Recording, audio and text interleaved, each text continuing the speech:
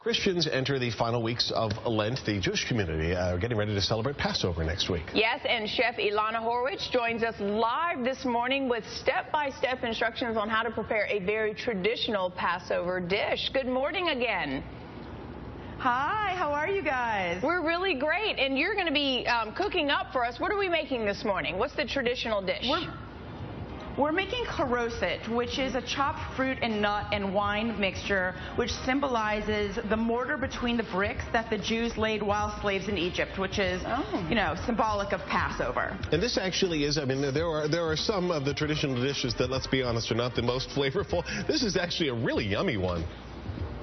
This is super yummy, Chris, and what makes my Charoset, I have to say, I think the best in the world, is that I'm using this Moscato d'Asti, which is a northern Italian sweet wine, as opposed to the traditional, exactly. I'm putting the good stuff in there. Well, let's get to it. How do we put it together here? Take us through step by step. Okay, so let me just show you the ingredients. Basically, I'm going to put everything into a pot. These are chopped walnuts going into a pot. These are chopped figs, chopped dried figs. Super yummy. You can also use prunes. This is just chopped Granny Smith apples. And chopped pears. Yeah. Super easy, as you can see. Some orange zest. Okay, this is the good stuff right here. This is some Moscato created into a puree with dates.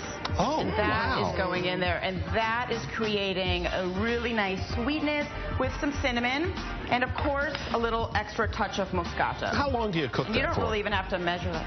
15 minutes, and then you put it in the fridge because it's actually cold. It's really good, and the cooking of it is actually an Italian tradition. It's not, usually Americans don't cook their Charoset, but this is a really special recipe. And then how do you serve it? Well, okay, first of all, at the Passover Seder, it gets eaten on matzah during a specific time of the Seder. But you guys, this is so good that it's going to be dessert all year round. So even for those that are not Jewish, this is an amazing dessert. Serve it with ice cream. It's a delicious, well, it has a little alcohol, so I guess it can't be breakfast, but it's just so light and fresh. I'm going to eat it now right after this segment. Hey, it can be breakfast. It says the one who enjoys a couple mimosas on Sunday mornings.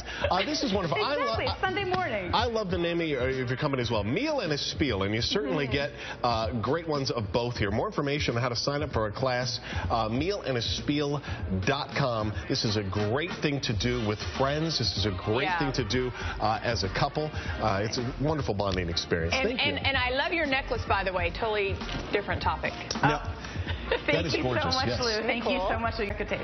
Now, I'm sorry. I need it. It's not often I get inside a Beverly Hills kitchen. Can I get a 360 of this kitchen? Look at the view out the window. My gosh. That's an island. Look at the double door. Come to class, you guys. Come to class. I'd love to have you here. Man. Oh, look at the farmer's sink. Look at that sink. As a guy who does the dishes every night, I'm like, I could do some work in that sink. Oh, good stuff. All right, thank you so much. I look forward to having you guys here. Yes, we'll make it happen soon. Thank you. Love it. We do the thing we always ask, what's in your fridge? And we'll see what's in there. I know. If you ever send us a picture, just make